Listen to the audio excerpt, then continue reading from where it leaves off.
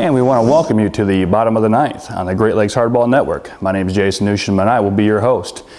In June, the MHSAA crowned 4 state champions. One of those state champions is from Bay City. Today we're going to talk to the program architect and head coach Tim McDonald. We're going to join Coach McDonald and his star pitcher Connor Foley when we return from this break after a brief message from our sponsors. You're watching the bottom of the ninth on the Great Lakes Hardball Network. People started talking just to hit on boys. Those people try to accuse my fathers, they made the wrong choice. And we want to welcome you back to the bottom of the ninth. We have a very special guest joining us tonight, the program architect and head coach of the Bay City Western Warrior program, the Division I state champions, Tim McDonald. How are you doing, Coach? Thank you, appreciate it. Thanks for having us. I guess the first question is you win the state championship in June. At what point has it sunk in that you guys, when you start baseball practice this spring, will be the reigning champions?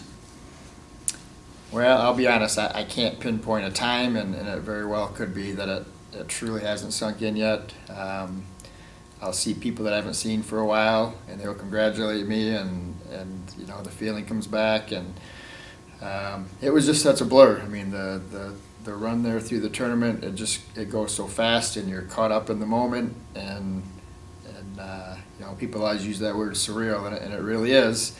So I'm not truly sure if it's when that moment will come. Well, let's go back to the tournament. You finished the season on a 35-game winning streak. You finished the year 42-2. So you accomplished many records there in the process, school records.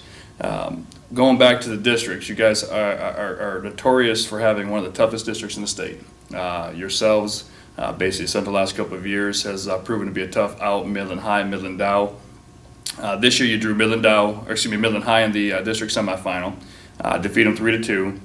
Did you feel at that point maybe there was a little bit of a monkey off your back getting past Midland, who has taken you out in previous years? Yep, Midland's been a big hurdle for us. They've kind of had our number in the regular season and the tournament, and they've had quality teams. It's not that they've been necessarily upsets, but that was a great draw for us. And that's how I approached it. We got a bye in the pre-district. We played them.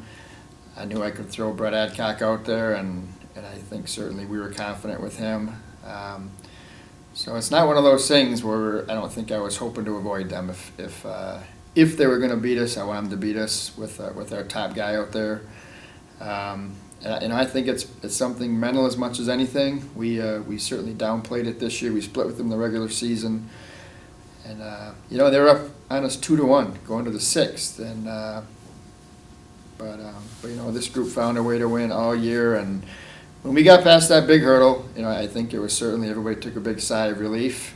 But like you said, there was another tough team waiting, but this group just really was incredible in terms of just taking one hurdle at a time, and then moving on to the next one.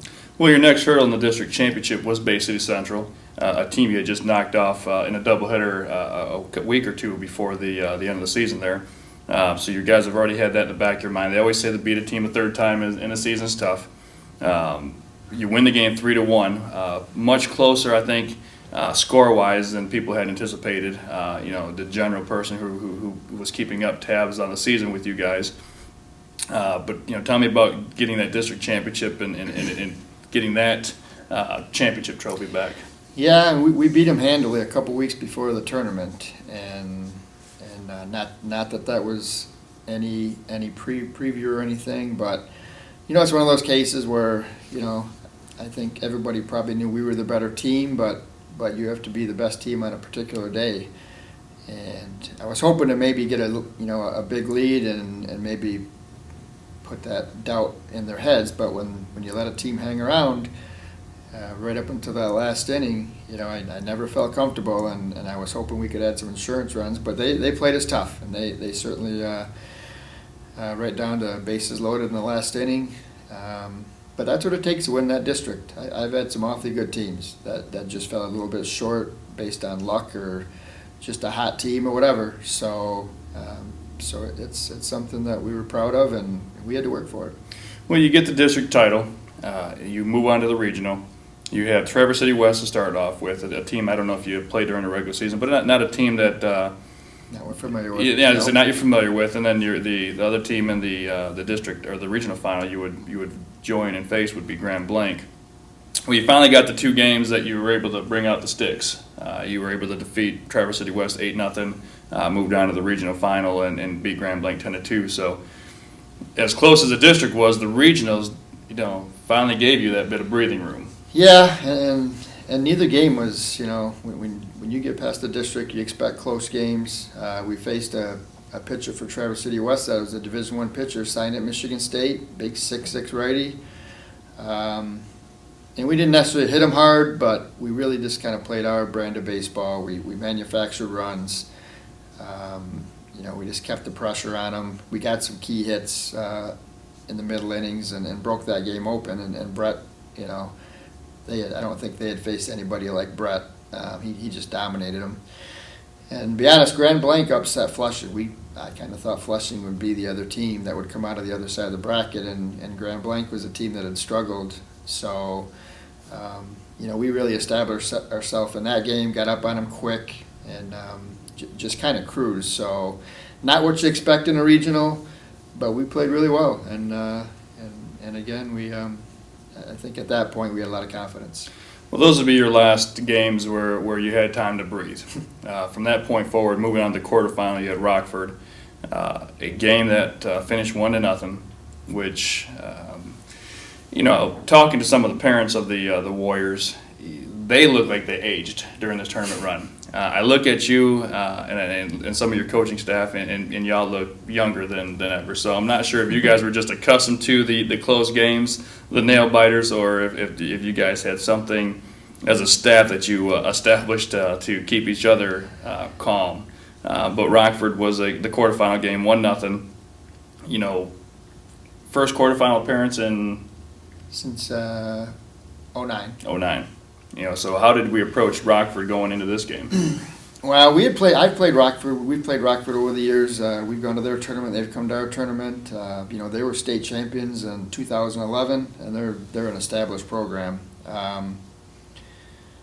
The thing about that game, to be quite honest, was the big decision of who to start on the mound. You're coming back from the regional on short rest, and I really honestly didn't know till the morning of the game who I was going to throw. I was debating between Connor Foley and Britt Knott, who's our number 3, and hoping they could get us into the middle innings, into the 5th inning.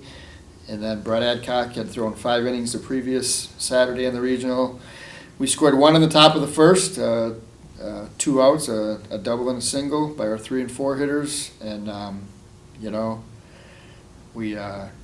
I was disappointed we didn't hit better. They did not throw their top guy either, so I thought the pitcher they threw was very hittable, and I think we popped up something like 16 times, just very uncharacteristic of us.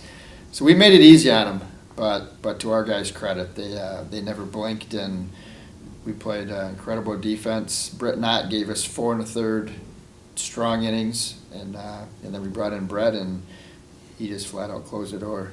Well, we're talking a lot about Brett Adcock, and we'll talk about him a little bit more. He's currently at the University of Michigan, where he's a pitcher on that team, a special player in his own right, in his own regard. I think going back to the regional, having those games where you were able to build the lead and to coast in terms of what the scores for the rest of the tournament were going to be, did allow you to maybe only pitch an Adcock 5 innings or a Foley a couple of innings when you had those leads.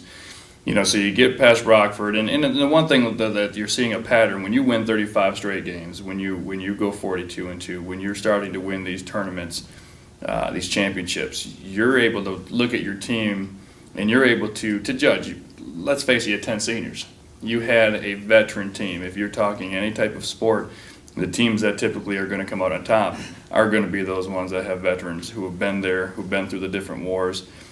Who don't panic in the face of adversity. And teams that win these 1-0 games, there's a lot to be said. Defense, timely hitting, timely pitching, And a lot of it has to do with that there's a will in those kids. And sometimes as coaches, we just can't put our finger on it, but it's that it factor. Correct. And, you guys had the it factor. You don't win those type of games, especially in baseball when you're playing doubleheaders. It's cold out.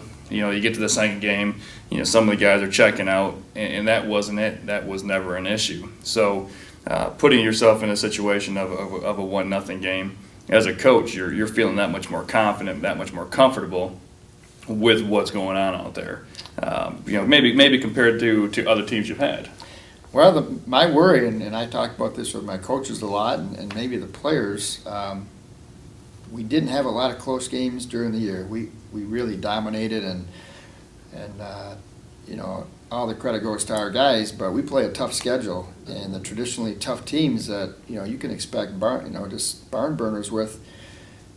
We just kept rolling, and really the games weren't close, and so that's what worried me coming into the tournament, that at some point we were going to get close games, and I knew we'd respond to it, but when you haven't been in that situation, it's hard to tell how high school kids are going to respond.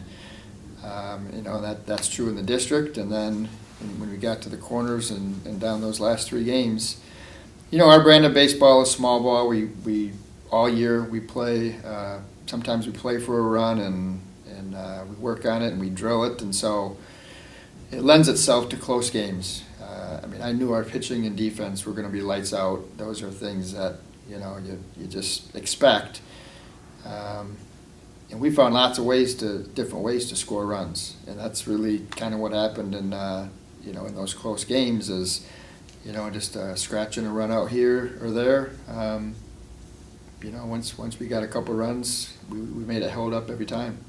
Well, the 1-run games certainly weren't coming to an end. Your semifinal game, you win 2-1. A battle where you guys had 4 hits, you held the opponent to 3 hits.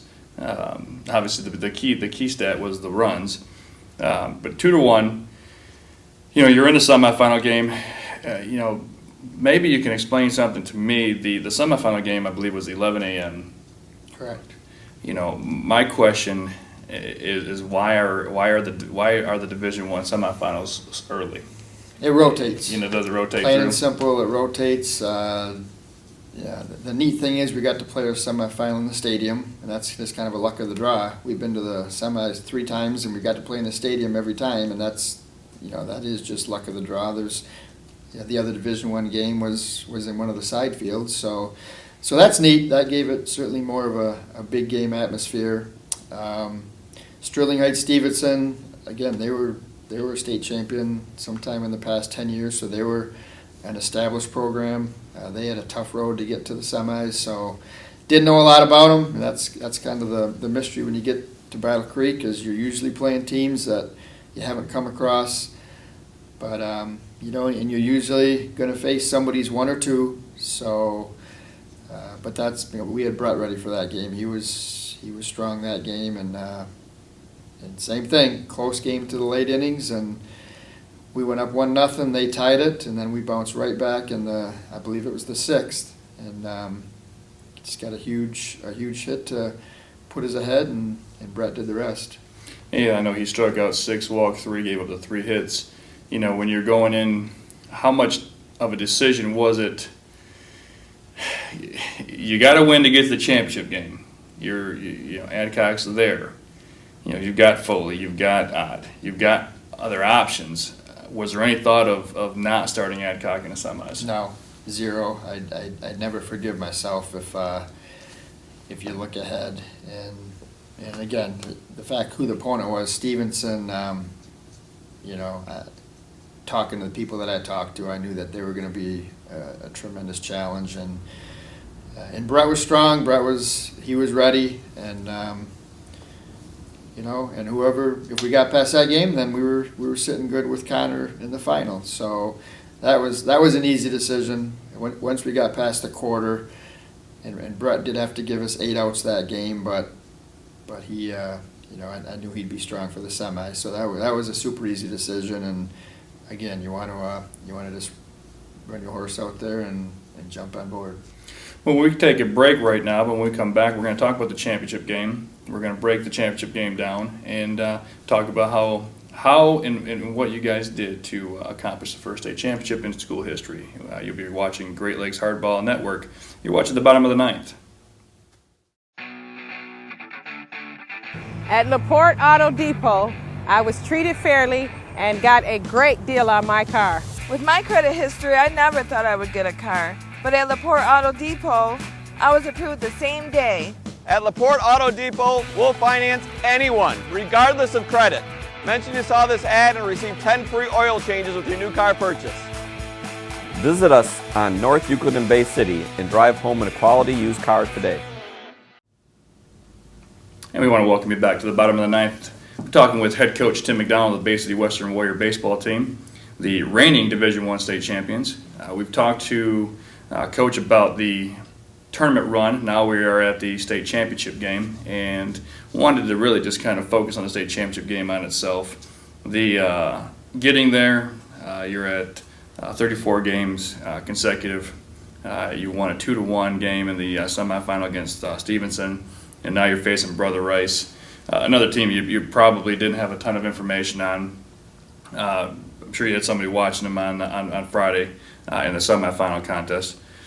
You know, your guys are playing a 9:30 a.m. game. You know, we talked about that, about how that was a positive in your eyes as a coach to be able to jump right into the game that morning and not have to sit around all day watching other games or hearing about other state championship games going on. You guys wake up, you're refreshed, you get to the ballpark, and we have a ball game. Yeah, and you know, and probably before the game or in looking at the bracket, I wouldn't have wanted a 9:30 game, but in retrospect, it turned out well. Yeah, real well. Yeah, well, and you know, the fact that we won it, we could just sort of walk around with our chest puffed out a little bit. You know, Brother Rice, we had actually played the year before in a Flint tournament, and they had beat us 2-1 in extra innings. I'm very good friends with their head coach. We played baseball at SMU together. So, and they're as established program as you're going to find. Literally loaded with players that had signed D1. They're actually a young team. They got most of their guys coming back. So I did know some things about them, and I had some contacts, and I was able to gather some information. And you know, every coach I talked to just told me good luck. He said there's no easy outs in their lineup. They couldn't tell me who they were going to throw because they have a stable of pitchers they could choose from. But you know, I think our approach was we're going to prepare ourselves. We're going to try to do our part, do what we do best. You know, and we had a meeting the night before the game in a hotel, and obviously Connor was you know, he was the next guy in line, and I made the statement that Connor's going to throw the game of his life. That much I wasn't worried about, but we had to find ways to score some runs off their pitchers. And I told him, I said, we may have to score some runs. They got a good lineup, and you know, 1 run or 2 runs might not do it. And I was wrong in that respect, but Connor did his part, and it was a classic game. I mean, a 1-0 state championship game do not happen very often. That's anybody that knows baseball knows that's great high school baseball to have a game like that. That, you know, every pitch is crucial. You know, it's high drama. Last week we spoke with the Northwest Little League County Tournament champions, Peak Performance, who won the county championship 1-0. We had webcasted, and we were following your game live, and it is special. It is drama. It's special to win those games because you don't see them very often. I always think back of the World Series and between the Twins and the Braves and the 10-inning 1-0 epic battle between Jack Morris and John Smoltz, and you know, it goes back and forth. Every hit, you know, you think is getting in the gap, and it's just a pop up. You know, with each out that was going by, your chances are becoming slim because we're talking 0-0 going to the top of the 6th. Yeah. You know, what tell us about the run, how we manufactured the run, and was there any breath of relief once that run crossed the plate? Well, in order to win a state championship, you have to have a little bit of luck somewhere along the way, and I've been on the other side of it, where some of my teams, I think, were not very lucky or fortunate. But the inning we scored the run was first two guys got out. We had 2 outs, nobody on. Grant Bridgewater worked the pitcher for a walk. He's our catcher. So I put a sophomore courtesy runner in for him, David Fagan. Wasn't planning on running him. I had my number 5 hitter up. And I'll never be able to explain what happened with the guy in first, their pitcher, who's a sidearmer. I mean, a submariner. Went to the stretch, or actually stepped on the rubber and did not come to the stretch, threw home, and everybody did a 1 second kind of pause, and there's a blatant balk. So they balked David to second, and I really think that their pitcher lost his composure just for a brief second, and it's an unbelievable balk. I've never seen a balk like it, and it's just, again, it's unexplainable. But next pitch, he tried to get back on the mound. Next pitch, Brendan Harrison laced the line drive single up the middle, and obviously the guy David's running with 2 outs and scored pretty easily. And we got a run with with 1 hit, but that. And certainly that was a sigh of relief, and we still had 6 outs to get, but I think probably both teams knew as you got into the late innings, the first one to score was probably going to hold up. Well, you had a Foley who you said the night before throw the game of his life. He threw a 6-hit shutout in the state championship game, and that's something that as a kid. Playing in the backyard outside of winning the World Series, I mean, that's what kids dream of, being in that opportunity, being in that moment, having the ball in their hand. He got out, I believe he stranded 1 on in the bottom of the 6th, and take us to the bottom of the 7th as we are now approaching our first state championship. Well, the bottom of the 6th was one of the more dramatic points of the game, because they had a guy on first base, their number 3 hitter up, and he just smoked the ball to the gap. And Britton Ott, our center fielder that can run like a deer, ran it down probably close to the warning track. And Bailey Park is a deep park. And their guy, I think when that ball was hit, most people, maybe me included, thought that ball was in the gap. So their guy in first was running on it, and Britton really almost made it look routine. And by the time he caught it, their guy in first was rounding second, so it ended up being an easy double play, an inning double play. So that ended the 6th, and I think that just breathed life into us, and I think we could start smelling it at that point. We didn't make any noise in the 7th, and then kind of went out in the 8th, or in the bottom of the 7th. They got a guy on, just a scratch single, and then he just did what he did the whole game.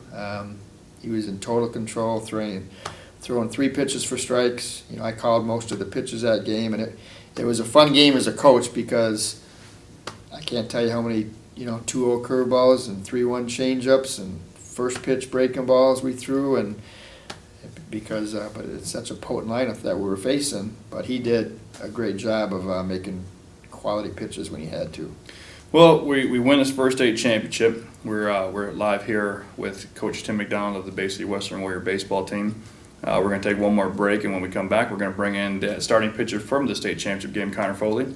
You're watching the bottom of the 9th here on the Great Lakes Hardball Network.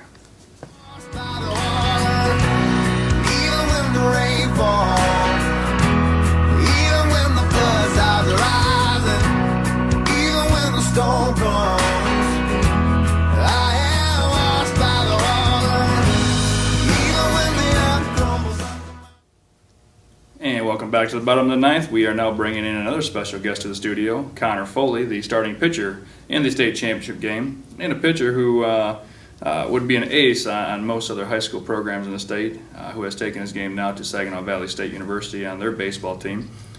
Connor, I appreciate you joining us on the show. No problem.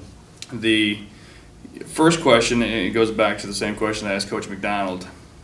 You win the state championship in June. At what point did it hit you, and especially you as the starting pitcher and as the guy who people are going to remember as the man that day? Quite honestly, and I can probably speak on behalf of all the players, I still don't think it's set in. I mean, I'll still wake up some days and I'll just think about the game, and I'll say, wow, is that real? And I think it'll set in when we get our rings and we'll walk around wearing them, and once our banner's hung, but it's still not set in for me, and I can say that for most people. You know, I think it's great to be a part of a championship team, but you were more than a part of a championship team. You're part of a championship program. The program at Bay City Western is setting the bar up, and not just for the teams in the area, but for the teams around the state. And this state championship does nothing but provide that added staple to the program. So what is it like being a part of this program, this dynasty machine, however you want to say it? It's a great program to say that you came from. I mean, I meet a bunch of new guys from SVSU, and they'll say, "Oh, you're from Bay City Western. Wow, that's crazy," and that's just cool to say. I mean, all of Bay City baseball, the whole city's good, and it's just cool to say you're from Bay City Western, state champions 2013.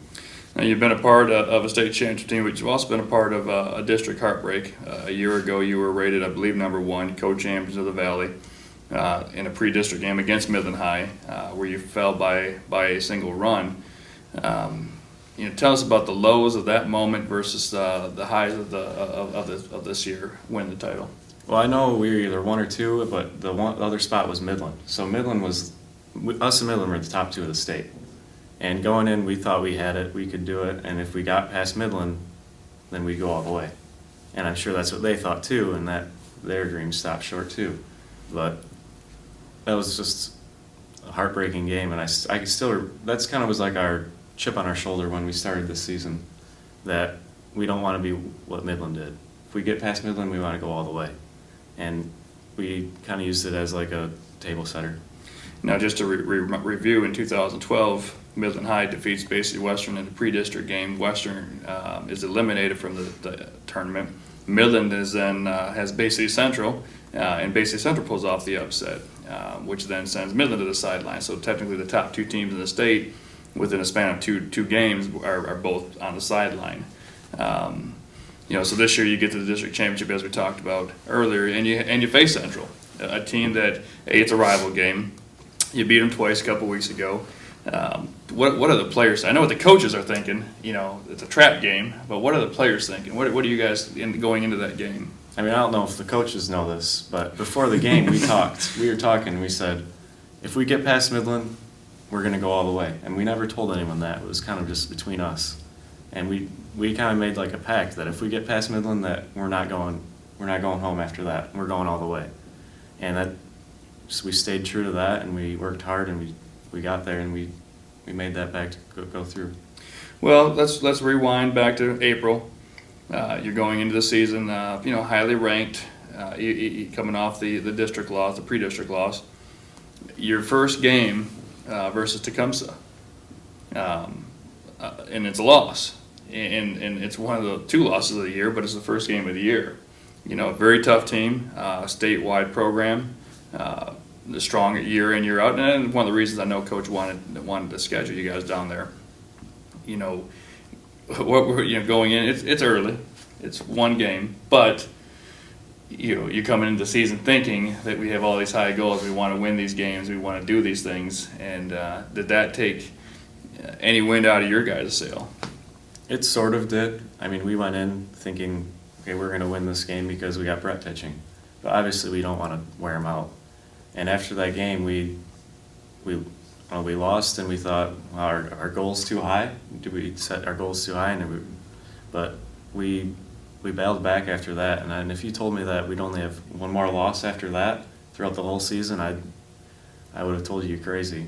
But it worked out, and that was a good learning moment, I'd say, because we saw who we are as a team, and it was cold, but it was Michigan. It was April. We couldn't hit, but we figured it out after that. Yes, you did, to the tune of 35 straight. The team had 10 seniors on it going into the season. Your bench players could have started at most other high schools. So you knew the team was loaded. You guys have played together for years, the 10 seniors going into this. Tell us about the friendships and the camaraderie that you guys have amongst just the seniors. Our seniors they're the tightest group of friends that I have, and we're still tight. I mean, people are far away from each other, but we're still talking almost every day. And 6 of those guys were together for the last 3 years on varsity. So, I mean, that 6 together we were inseparable. We'd hang out on the weekends, and all 10 of us, I mean, I couldn't ask for a better group of seniors. Even the ones that couldn't contribute, they were there for support. They were there. We had a good group of seniors. Well, I will ask you this question, and I'll pose it to both of you. It has been, said by people who followed the Western baseball program that the 2013 team may not have been the most talented squad, and that may have been given to the Ty Dunham squad that I believe in 2001, early 2000s. So I'll pose this question: in a game between those two teams, who wins? And we'll start with you, Coach. Well, I know what he's going to say, and I'm going to plead the fifth on that. Well, not to put you on the spot, but just talk about that team. And their circumstances are a little bit different, but talk about that team in terms of comparable to this past year's team. Well, the team that I want to refer to is the 99 team, 1999, when we were 35-1, number 2 in the state almost the entire year. A lot like this team in terms of really dominating almost the entire season. Just played at an extremely high level. That was Ty Dunham's sophomore year. TJ Harpum was a senior, and just a dynamic 1-2 pitching duo. Which when you go into the state tournament, if somebody's going to beat us, they're going to have to beat one of our top guys. And played Bay City Central, and Dan Snover coached team, and they pulled a colossal upset, 10-inning game. I mean, people that saw that game, it was, if you just like baseball, it was a epic game, but it was a devastating, crushing loss because that team was loaded. We were very talented, a lot like this team. I mean, I really believe that they didn't think they could lose, and that's not to say that we were overconfident, but it just, high school baseball on any given day, anything can happen. And like I said, I'm not going to answer that question. It's a tie. We'll call it a tie. But from your obviously standpoint, this group had something extra special. Yeah, well, and that's true. I mean, Connor was probably, that's 12, 13, 14 years ago. Were you even born? I was 4. I was about 6. I think that's the funny thing is Coach has been at this for 22 years. This will be his 22nd season coming up, and there's been so many talented teams before you guys, that to me it's great to be able to have that opportunity to be compared to the previous teams that were very, very successful, both during the regular season. But let's face it, you guys did something that they couldn't do, and you guys are forever going to be etched as that team. Whether they go back to back and win 3 or Coach wins another 10, you're going to be that first team to break the mold at Bay City Western. And that's something that can't be taken away from you. And it's something that I'm sure you guys are proud of. And when it does set in, it's going to be a moment that you're always going to be able to look back and smile, read the articles online, smile, maybe watch the game, and smile. Get together in 10 years from now. No one can take it away from you. You're watching the bottom of the ninth. We are here with Connor Foley and Coach Tim McDonald of Bay City Western, the state champions for Division I. We'll come back for our closing comments here on the bottom of the ninth on the Great Lakes Hardball Network. At LaPorte Auto Depot, I was treated fairly and got a great deal on my car. With my credit history, I never thought I would get a car. But at LaPorte Auto Depot, I was approved the same day. At LaPorte Auto Depot, we'll finance anyone, regardless of credit. Mention you saw this ad and receive 10 free oil changes with your new car purchase. Visit us on North Euclid and Bay City and drive home in a quality used car today. And we want to welcome you back for our closing segment here on the bottom of the ninth. The Bay City Western team will be recognized on January 11th, 2014 at our Hot Stove Banquet. But there's also one other time that this team will be recognized by their own school. And as Coach McDonald has pointed out, being a spring sport, winning a state championship in June, you win it when school is out. So, Coach, tell us about the school recognition that is going to be planned. Yeah, my athletic director, Mike Thayer, and I talked about this pretty quickly into the summer, that at some point we wanted to recognize the team and allow the school to recognize them. And so on December 27th, halftime of the varsity basketball game against Saginaw Nouvelle, they are going to pay tribute to the state championship team. The banner is up in the gym, but we'll kind of officially christen the banner. All the players and coaches are going to get their rings. We're going to present the rings to them that night, which I'm sure they're counting down the days till they get their state championship ring. And it's just going to be a neat night that maybe some people that haven't been able to congratulate us, so we get together one more time. All the players come back from the schools they're at, and it's something that's going to be a special night to see everybody and just kind of relive the moments and just celebrate as a Western community and family. And that date again is December 27th at the Bay City Western Saginaw Nouvelle boys varsity basketball game, and the ceremony will take place at the halftime. You said halftime of that game. So make sure you get out there early and get yourself a seat and enjoy the show. Once again, my name is Jason Newsham. Thank you for joining us this week on the bottom of the ninth. We will see you next week.